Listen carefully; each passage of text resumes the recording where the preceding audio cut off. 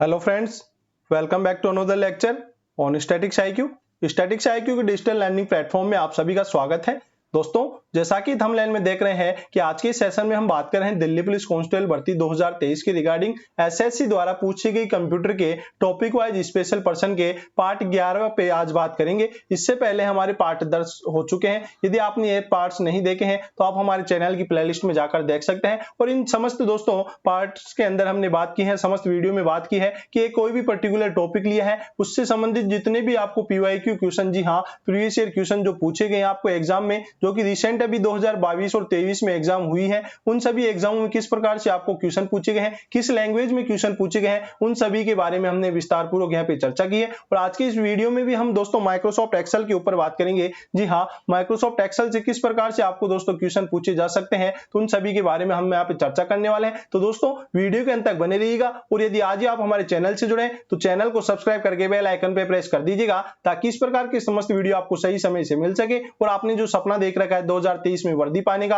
वह आपका सपना साकार हो। इसीलिए दोस्तों हमारे द्वारा कुछ आप सभी के लिए छोटी सी यहाँ पे कोशिश की जा रही है। तो चलिए आज के शानदार सेशन का आगाज करते हैं और बात करते हैं पहले क्वेश्चन पर। तो दोस्तों क्वेश्चन है, यदि आप एक शब्द टाइप करते हैं जो वर्ड डिक्शनरी में नहीं है, तो उस शब्द के नीचे किस कलर की वेवी अंडरलाइन दिखती है। तो दोस्तों यदि हम एक शब्द टाइप करते हैं और वह शब्द दोस्तों डिक्शनरी में नहीं होगा, तो उस शब्द के अंदर नीचे लाइन सी ड्रॉ हो जाती है, तो वह लाइन किस कलर की होती है, क्वेश्चन पूछा गया है। तो दोस्तों जो लाइन होती है वह किस कलर की होती है, क्वेश्चन पूछा गया है। तो दोस्तों यहाँ पे लाल कलर की जो लाइन होती है वह अंडरलाइन आ जाती है। यदि कोई शब्द हम ऐसा टाइप करते हैं जो डिक्शनरी में मौजूद नहीं है, तो उसके नीचे रेड कलर की लाइन ड्रॉ हो जाती है। तो यहाँ से दोस्तों आपका ऑप्शन नंबर 1 राइट होता है। चलिए अगले क्वेश्चन पे बात करते हैं। अगला क्वेश्चन है, किसी डॉक्यूमेंट में से कोई वाक्य डिलीट करने के लिए आप किसका प्रयोग करेंगे। तो दोस्तों कोई डॉक्यूमेंट फाइल है, उसमें जो कोई वाक्य डिलीट करने के लिए हम किसका प्रयोग करेंगे। ऑप्शन है highlight and copy, cut and paste, copy and paste and highlight and delete. तो दोस्तों यहां से आपका ऑप्शन नंबर 4 राइट होता है कि डॉक्यूमेंट में कोई वाक्य को यदि डिलीट करना है तो उसे हाईलाइट एंड डिलीट करेंगे। तो यहां से आपका ऑप्शन नंबर 4 राइट होता है। चलिए स्टूडेंट्स आगे बढ़ते हैं और अगले इंपोर्टेंट क्वेश्चन के ऊपर बात करते हैं। अगला इंपोर्टेंट क्वेश्चन आप सभी के सामने है कि डैश एक उपयोगी उपकरण है जो आपको डेटा स्रोत के साथ मुख्य डॉक्यूमेंट को मर्ज करके एक बड़ी संख्या में दस्तावेज बनाने की अनुमति देता है। तो दोस्तों कौन सा ऑप्शन हमें बड़ी संख्या में दस्तावेज बनाने की अनुमति देता है। तो mail merge, track change, page margin या इंडेंटेशन है। तो यहाँ पे आपका कौन सा ऑप्शन राइट होता है। तो दोस्तों मेल मर्ज ही एक उपयोगी उपकरण है जो हमें डेटा स्रोत के साथ साथ मुख्य डॉक्यूमेंट को मर्ज करता है या जोड़ता है, या एक बड़ी संख्या में हमें दस्तावेज बनाने के लिए, बड़ी संख्या में डॉक्यूमेंट बनाने के लिए हमें अनुमति देता है। तो मेल मर्ज यहाँ से आपका ऑप्शन नंबर 1 राइट होता है। चलिए स्टूडेंट्स आगे बढ़ते हैं और अगले इंपोर्टेंट क्वेश्चन के ऊपर बात करते हैं। अगला क्वेश्चन है, वह कौन सी विशेषता है जिससे स्क्रीन पर डॉक्यूमेंट के किसी भाग को देखा जा सकता है। तो वह कौन सी ऐसी विशेषता है जिससे हम स्क्रीन पर डॉक्यूमेंट के किसी भाग को देख सकते हैं। ऑप्शन है सर्चिंग, पेस्टिंग, स्क्रॉलिंग या एडिटिंग। तो यहां से दोस्तों आपका जो आंसर होने वाला है स्क्रॉलिंग, या स्क्रॉल करके ही हम स्क्रीन पर डॉक्यूमेंट के किसी भी भाग को देख सकते हैं। तो दोस्तों आपने देखा होगा स्क्रॉल करना होता है या घुमाना होता है, या दोस्तों अप डाउन करना, घुमाना या अप डाउन करना दोस्तों इसी के मद्देनजर आता है। माउस में दोस्तों आपने देखा होगा माउस इस प्रकार का होता है, उसमें एक यहाँ पे दोस्तों राइट क्लिक होता है, एक लेफ्ट क्लिक होता है और बीच के अंदर दोस्तों एक व्हील लगा होता है। जी हाँ, व्हील टाइप में लगा होता है, उसे दोस्तों अप डाउन करके, जी हाँ, उसे अप डाउन करके दोस्तों पेज को स्क्रॉल किया जाता है। जी हाँ, उसे अप डाउन करके पेज को स्क्रॉल किया जाता है। तो दोस्तों स्क्रॉलिंग करके ही हम स्क्रीन पर डॉक्यूमेंट के किसी भी भाग को देखा जा सकता है। तो यहाँ से आपका ऑप्शन नंबर 3 राइट होता है। चलिए अगले इंपोर्टेंट क्वेश्चन के ऊपर बात करते हैं। विंडोज में किसी टेक्स्ट को ढूंढने के लिए कुंजी क्या है या शॉर्ट की क्या है। तो दोस्तों यहाँ पे टेक्स्ट को फाइंड की, तो दोस्तों क्वेश्चन में सीधा सीधा पूछा गया है कि फाइंड की शॉर्ट की क्या है। तो फाइंड की शॉर्ट की होती है दोस्तों Ctrl+F। जी हाँ, Ctrl+F है जो कि फाइंड की शॉर्ट की होती है। तो यहाँ से आपका ऑप्शन नंबर 4 राइट होता है। चलिए अगले क्वेश्चन पे बात करें तो अगला क्वेश्चन आप सभी के सामने है कि किसी डॉक्यूमेंट की अंतिम लाइन पर जाने के लिए किस शॉर्ट की का उपयोग किया जाएगा। तो किसी डॉक्यूमेंट की अंतिम लाइन में जाने के लिए किस शॉर्ट कुंजी का उपयोग किया जाएगा? ऑप्शन है control plus last, control plus L या कंट्रोल प्लस एंड या इनमें से कोई नहीं। तो किसी भी डॉक्यूमेंट के अंतिम लाइन में जाने के लिए हमें कंट्रोल प्लस एंड यहाँ पे शॉर्ट की का प्रयोग करना होगा। तो यहाँ से दोस्तों ऑप्शन नंबर 3 राइट होता है। अगले इंपॉर्टेंट क्वेश्चन के ऊपर बात करें, शॉर्टकट कुंजियों के उपयोग से पैराग्राफ को सेंटर करने के लिए डैश प्रेस कीजिएगा। या दोस्तों जो शॉर्टकट कुंजियां होती है उनका उपयोग से पैराग्राफ को सेंटर करने के लिए, तो पैराग्राफ को सेंटर करने की शॉर्ट की क्या है, इस प्रकार से दोस्तों क्वेश्चन में पूछा गया है। जी हाँ दोस्तों, आप देख पा रहे हैं किस लैंग्वेज में आपको क्वेश्चन पूछे जा सकते हैं कि एक क्वेश्चन को घुमाया गया है और सीधा सीधा क्वेश्चन में पैराग्राफ की सेंटर, जो पैराग्राफ को सेंटर में लाने की शॉर्ट की पूछी गई है। लेकिन दोस्तों क्वेश्चन में दोस्तों किस प्रकार से शॉर्टकट कुंजियों के उपयोग से पैराग्राफ को सेंटर करने के लिए डैश प्रेस कीजिए, तो दोस्तों यहाँ पे कंट्रोल सी होता है, कॉपी का होता है। और दोस्तों यहाँ पे जो पैराग्राफ को सेंटर करने की जो शॉर्ट की होती है वह कंट्रोल प्लस ई होती है। तो यहाँ पे दोस्तों आपका ऑप्शन नंबर 3 राइट होता है कि पैराग्राफ को सेंटर करने की शॉर्ट की होती है कंट्रोल प्लस ई। तो यहाँ से आपका ऑप्शन नंबर 2 राइट होता है। चलिए अगले इंपॉर्टेंट क्वेश्चन के ऊपर बात करें, कट कमांड के लिए कीबोर्ड शॉर्टकट क्या है? तो कट के लिए दोस्तों, कट के लिए शॉर्ट की के ऊपर बात करते हैं तो वह कंट्रोल प्लस एक्स होती है। जी हाँ, कंट्रोल प्लस एक्स होती है। कॉपी की हम बात करते हैं तो कॉपी की शॉर्ट की होती है कंट्रोल प्लस सी होती है।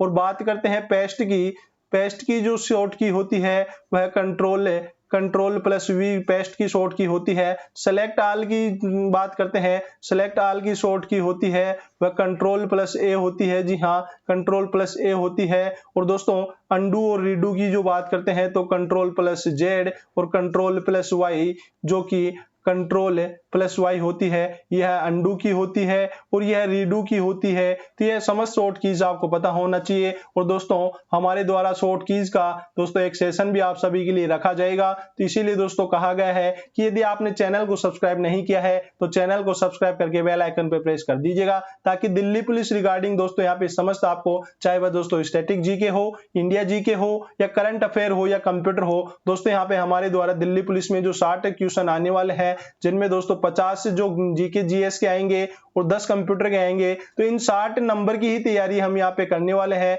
और मैं दावे के साथ कह सकता हूं कि यदि आप हमारी वीडियो शुरू से लेकर जब दिल्ली पुलिस की एग्जाम होगी तब तक यदि यहाँ पे रेगुलर बने रहेंगे तो मैं दावे के साथ कह सकता हूं कि यहाँ पे 60 में से दोस्तों आप 40 प्लस स्कोर करने वाले हैं। इसीलिए दोस्तों वीडियो के अंत तक बने रहिएगा। और यदि चैनल को सब्सक्राइब नहीं किया है तो चैनल को सब्सक्राइब भी कर लीजिएगा। कट कमांड के लिए शॉर्ट की होती है वह कंट्रोल प्लस एक्स होती है, कंट्रोल जेड अंडू की होती है या रीडू की होती है। तो ये समस्त फैक्ट आपको पता होना चाहिए। अगले क्वेश्चन पे बात करें, अगला क्वेश्चन है कंट्रोल प्लस होम कुंजी के प्रयोग से कर्सर डॉक्यूमेंट के डैश में पहुंच जाता है। तो कंट्रोल प्लस होम कुंजी शॉर्ट की किसकी होती है? तो दोस्तों यह डॉक्यूमेंट के कहां पे पहुंचा देती है, मध्य में, ऊपर, आरंभ में या अंत में? तो कंट्रोल प्लस होम जो शॉर्ट की कुंजी होती है वह दोस्तों कर्सर के डॉक्यूमेंट को आरंभ में पहुंचा देती है। तो यहां से आपका ऑप्शन नंबर 3 राइट होता है।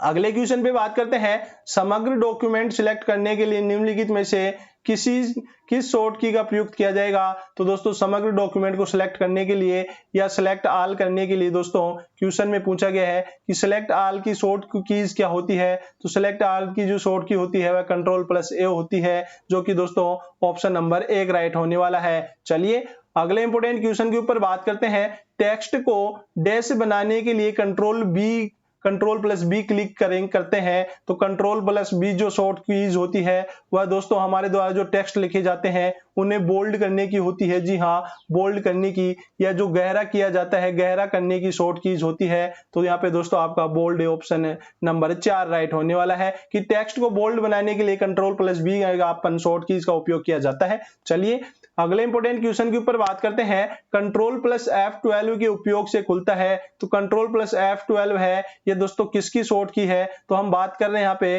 कंट्रोल प्लस F12 की। तो यहाँ पे ये किसकी शॉर्ट कीज है? ऑप्शन है save dialog box, save as dialog box या न्यू डायलॉग बॉक्स या दोस्तों ओपन डायलॉग बॉक्स। तो यहाँ पे दोस्तों आपका जो आंसर होने वाला है ओपन डायलॉग बॉक्स। जी हाँ, ओपन डायलॉग बॉक्स की जो शॉर्ट कीज है वह कंट्रोल प्लस F2 है। तो यहाँ से आपका ऑप्शन नंबर 3 राइट होता है। चलिए अगले क्वेश्चन पे बात करें तो अगला क्वेश्चन है वर्ड में पिछले एक्शन को रिवर्स करने के लिए किसका उपयोग किया जाता है। तो दोस्तों वर्ड में पिछले एक्शन को रिवर्स करने के लिए किसका उपयोग किया जाता है। तो दोस्तों क्वेश्चन में लैंग्वेज काफी टिपिकल पूछी गई है, लेकिन दोस्तों क्वेश्चन में सीधा सीधा पूछा गया है कि अंडू और रीडू की दोस्तों अंडू और रीडू के बारे में पूछा गया है कि वर्ड में पिछले एक्शन को रिवर्स करने के लिए अंडू कमांड का प्रयोग किया जाता है। तो दोस्तों यहाँ पे आपका जो ऑप्शन नंबर 2 राइट होता है। और अंडू की जो दोस्तों शॉर्ट की होती है वह कंट्रोल प्लस जेड होती है, जबकि दोस्तों रीडू की बात करते हैं तो कंट्रोल प्लस यहाँ पे जो वाई होता है वह रीडू की शॉर्ट की होती है। तो ये समस्त फैक्ट आपको पता होना चाहिए।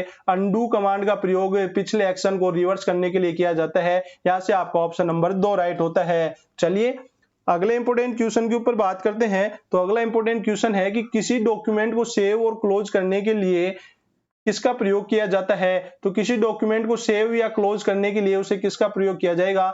दोस्तों डॉक्यूमेंट को सेव करने के लिए तो कंट्रोल प्लस एस का उपयोग किया जाता है और क्लोज करने के लिए कंट्रोल प्लस डब्ल्यू, जी हाँ कंट्रोल प्लस डब्ल्यू का उपयोग किया जाता है। तो सेव और क्लोज करने के लिए दोस्तों यहाँ पे हमें एक टर्म में बताना होगा, तो एक टर्म में दोस्तों कंट्रोल प्लस डब्ल्यू का हम यहाँ पे उपयोग करेंगे, जो कि दोस्तों यहाँ से आपका ऑप्शन नंबर 4 राइट होता है। चलिए अगले इंपोर्टेंट क्वेश्चन के ऊपर बात करते हैं। अगला इंपोर्टेंट क्वेश्चन है किसी विद्यमान डॉक्यूमेंट को अलग नाम सहित सेव करने के लिए आप क्या करेंगे। तो दोस्तों किसी विद्यमान डॉक्यूमेंट को अलग नाम से सेव करने के लिए हमारे द्वारा सेव एज किया जाएगा, जी हाँ सेव एज उसे करेंगे। तो यहाँ से दोस्तों आपका ऑप्शन नंबर 2 राइट होता है कि किसी भी विद्यमान डॉक्यूमेंट को यदि वह पहले से सेव है उसे अलग नाम से सेव करने के लिए सेव एज कमांड का हम प्रयोग करेंगे। तो यहाँ से आपका ऑप्शन नंबर 2 राइट होता है।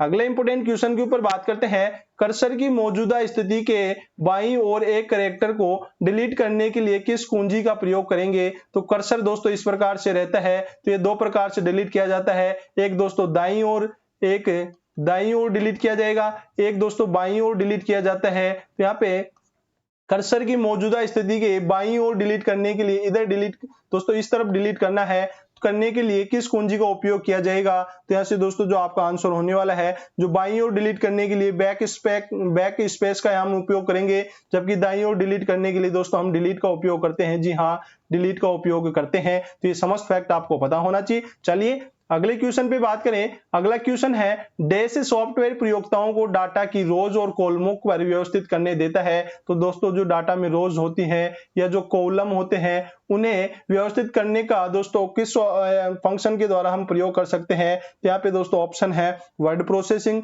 प्रेजेंटेशन ग्राफिक्स, डेटाबेस मैनेजमेंट या इलेक्ट्रॉनिक स्प्रेडशीट। तो यहाँ पे दोस्तों जो आपका आंसर होने वाला है वह इलेक्ट्रॉनिक स्प्रेडशीट होगा, जो कि ऑप्शन नंबर 4 राइट होता है। इलेक्ट्रॉनिक स्प्रेडशीट है जो सॉफ्टवेयर प्रयोक्ताओं को डाटा और रोज और कॉलमों पर व्यवस्थित करने देता है। तो दोस्तों आप सभी ने माइक्रोसॉफ्ट एक्सेल कभी ना कभी देखा होगा, तो उसमें हम जो स्प्रेडशीट के अंदर कार्य करते हैं तो उसमें दोस्तों इस प्रकार से जो एक्सेल बनी होती है, जिसमें दोस्तों ये कॉलम होते हैं, कॉलम बने हुए होते हैं इस प्रकार से दोस्तों उसमें रोज बनी होती है। तो दोस्तों कॉलम और रो के अंदर हम कार्य करते हैं वह इलेक्ट्रॉनिक स्प्रेडशीट या माइक्रोसॉफ्ट एक्सेल के अंदर ही करते हैं। इसीलिए दोस्तों यहाँ पे आपका ऑप्शन नंबर 4 राइट होता है। अगले क्वेश्चन पे बात करें। अगला क्वेश्चन है एक बिलिंग अकाउंट के ट्रैक की देखरेख के लिए आप किस प्रकार के सॉफ्टवेयर का प्रयोग करते हैं। तो एक बिलिंग अकाउंट है दोस्तों, बिलिंग अकाउंट की देखरेख या ट्रैक करने के लिए दोस्तों आप किस प्रकार के सॉफ्टवेयर का उपयोग करेंगे। Web authoring, electronic publishing, spreadsheet या वर्ड प्रोसेसिंग। तो दोस्तों स्प्रेडशीट प्रोग्राम का हम यहाँ सॉफ्टवेयर का उपयोग करेंगे, या एक्सेल का दोस्तों यहाँ पे ऑप्शन में एक्सेल हो तो एक्सेल का हम उपयोग करने वाले हैं। और एक्सेल स्वयं ही दोस्तों एक स्प्रेडशीट सॉफ्टवेयर है, जहाँ से आपको ऑप्शन नंबर 3 राइट होता है। चलिए अगले क्वेश्चन पे बात करें। संख्याओं की गणना करने के लिए सबसे उपयुक्त सॉफ्टवेयर निम्नलिखित में से कौन सा है। तो जो संख्याएं होती है उनकी गणना करने के लिए सबसे उपयुक्त सॉफ्टवेयर कौन सा है। Database, document processor, graphic packet या स्प्रेडशीट। तो यहाँ पे दोस्तों आपका आंसर होने वाला है स्प्रेडशीट या माइक्रोसॉफ्ट एक्सेल के अंदर ही हमें जो है संख्याओं की गणना काफी आसानी से कर सकते हैं, क्योंकि जो एक्सेल के अंदर है हम काफी सूत्रों का उपयोग कर सकते हैं। जी हाँ सूत्रों का उपयोग करके दोस्तों समस्त कॉलम हो या चाहे रोज हो उनकी दोस्तों हम गणना ही कर सकते हैं। और सॉफ्टवेयर दोस्तों जो हम इसमें फॉर्मूले लगाते हैं वह बराबर, इफ, सम और यहाँ पे सिलेक्ट, जो रोज कॉलम को सिलेक्ट करके इस प्रकार से काफी फॉर्मूले हैं जो कि एमएस एक्सेल के अंदर चला करते हैं। तो यहाँ से आपका ऑप्शन नंबर 4 राइट होता है। अगले इंपोर्टेंट क्वेश्चन के ऊपर बात करते हैं। एक्सेल में वर्कबुक निम्न में से किसका संग्रह है? तो वर्कबुक दोस्तों किसका संग्रह है? तो दोस्तों वर्कबुक की बात करते हैं तो वर्कबुक है जो कि वर्कशीट का संग्रह है। जी हाँ, वर्कबुक वर्कशीट का संग्रह है और वर्कशीट होती है जिसे दोस्तों स्प्रेडशीट भी कहा जाता है। जी हाँ, स्प्रेडशीट भी जिसे कहा जाता है। तो यहाँ पे दोस्तों आपका ऑप्शन नंबर 4 राइट होता है। चलिए अगले इंपॉर्टेंट क्वेश्चन के ऊपर बात करते हैं। एक्सेल में फाइल खोलने और बंद करने के लिए किस बार का प्रयोग किया जाता है? तो एक्सेल में जो फाइल को ओपन करने की या क्लोज करने के लिए किस बार का उपयोग किया जाएगा? ऑप्शन है फॉर्मेटिंग, स्टैंडर्ड, टाइटल। फॉर्मेटिंग या टाइटल, तो यहाँ से दोस्तों जो आपका आंसर होने वाला है वह टाइटल होने वाला है। टाइटल जो बार का प्रयोग करके ही हमें जो एक्सेल में फाइल को ओपन कर सकते हैं या क्लोज कर सकते हैं। तो यहाँ से आपका ऑप्शन नंबर 3 राइट होता है। चलिए अगले क्वेश्चन पे बात करें। अगला क्वेश्चन है उपयोगकर्ता डॉक्यूमेंट को जो नाम देता है उसे कहते हैं। तो उपयोगकर्ता डॉक्यूमेंट को क्या नाम देता है? तो हम उसे क्या कहते हैं? फाइल नेम, प्रोग्राम, रिकॉर्ड या डाटा। तो दोस्तों जो हमारे द्वारा नाम दिया जाएगा तो उसे फाइल नेम ही कहा जाएगा। तो यहाँ से आपको ऑप्शन नंबर 1 राइट होता है। अगला क्वेश्चन है एक एक्सेल वर्कशीट का नाम बदलने के लिए क्या किया जाता है? तो एक एक्सेल वर्कशीट का नाम बदलने के लिए जो वर्क टैब पर डबल क्लिक करते हैं और एक नया नाम टाइप करते हैं। तो दोस्तों यहाँ पे वर्क टेबल पर डबल क्लिक, तो यहाँ पे ऑप्शन नंबर 4 के अंदर दिया गया है कि वर्कशीट टेबल पर डबल क्लिक करके एक नया नाम टाइप कर देते हैं। तो यहाँ से आपका ऑप्शन नंबर 4 राइट होता है। अगले क्वेश्चन पे बात करें तो अगला क्वेश्चन है एक कॉलम टेक्स्ट सामान्यतः किस तरह अलाइन होता है? तो जो कॉलम होता है वह किस तरह से अलाइन होता है? ऑप्शन है जस्टिफाइड, राइट, सेंटर या लेफ्ट। तो यहाँ पे दोस्तों आपको ऑप्शन नंबर 2 राइट होने वाला है कि एक कॉलम टेक्स्ट सामान्यतः किस तरह अलाइन होता है। तो दोस्तों यहाँ पे जो उस एमएस जो एक्सेल के अंदर इस प्रकार से शीट बनी होती है उसके अंदर दोस्तों इस प्रकार से कॉलम भी बने होते हैं, इस प्रकार से रोज बनी होती है। तो ये दोस्तों जो यह जो बनती है उसे सेल कहा जाता है। और दोस्तों जो सेल की हम एक सेल की बात करते हैं तो इसमें दोस्तों टेक्स्ट का अलाइन किस प्रकार से होता है? तो दोस्तों यहाँ पे कर्सर शुरुआत में यहाँ होता है और यहाँ से लिखता हुआ ही दोस्तों ये इधर की ओर बढ़ता है। तो ये दोस्तों जो राइट के अंदर ही अलाइन होता है। आप देख पा रहे हैं कि ये जो सेल है एक्टिव सेल में दोस्तों कर्सर की स्थिति राइट में होती है। तो यहाँ पे दोस्तों आपको ऑप्शन नंबर 2 राइट होता है। चलिए अगले क्वेश्चन पे बात करते हैं। एक्सेल सेल में टेक्स्ट को बाय डिफॉल्ट डैश करता है। तो एक्सेल सेल में टेक्स्ट को बाय डिफॉल्ट क्या करता है? ऑप्शन है लेफ्ट अलाइनमेंट, राइट, सेंटर या जस्टिफाई। तो यहां से आपका ऑप्शन नंबर दोस्तों जो 1 राइट होने वाला है कि जो एक्सेल सेल में टेक्स्ट को बाय डिफॉल्ट लेफ्ट अलाइन करता है। तो यहां से आपका ऑप्शन नंबर 1 राइट होता है। तो दोस्तों आज के सेशन में हमने बात की कि दिल्ली पुलिस कांस्टेबल भर्ती 2023 के रिगार्डिंग कंप्यूटर के पीवाईक्यू के ऊपर चर्चा कर रहे हैं। तो दोस्तों यदि आपको आज का सेशन अच्छा लगा है तो ज्यादा से ज्यादा लाइक कीजिएगा, शेयर कीजिएगा और यदि आज ही आप हमारे चैनल से जुड़े तो चैनल को सब्सक्राइब करके बेल आइकन पे प्रेस कर दीजिएगा ताकि इस प्रकार की समस्त वीडियो आपको सही समय से मिल सके। यदि दोस्तों आपको दिल्ली पुलिस कांस्टेबल भर्ती 2023 के रिगार्डिंग किसी प्रकार की कंटेंट की आवश्यकता हो, चाहे वह दोस्तों करंट अफेयर हो, स्टैटिक जीके हो, इंडिया जीके हो या दोस्तों जो कंप्यूटर के जो आपको कंटेंट आपकी आवश्यकता हो, तो आप हमें टेलीग्राम चैनल पे भी ज्वाइन कर सकते हैं और वहां से फ्री ऑफ कॉस्ट ऐप से आप जो कंटेंट डाउनलोड कर सकते हैं। चलिए दोस्तों अब समय हो चुका आप सबसे विदा लेने का। मिलते हैं अगले और बेहतरीन सेशन के साथ। जय हिंद, जय भारत।